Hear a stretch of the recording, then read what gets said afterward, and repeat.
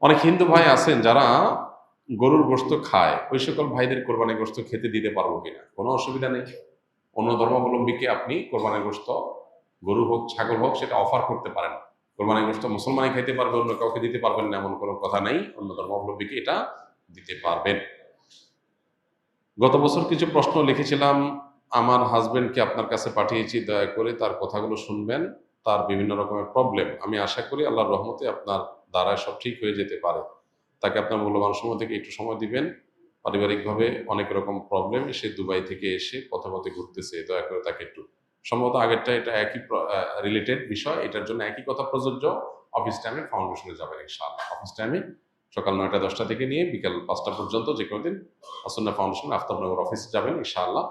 আপনার সমস্যার সমাধানের জন্য সর্বোচ্চ চেষ্টা করবে ইনশাআল্লাহ। আসুন্নাহ ফাউন্ডেশন, উম্মার স্বার্থে, সুন্নাহর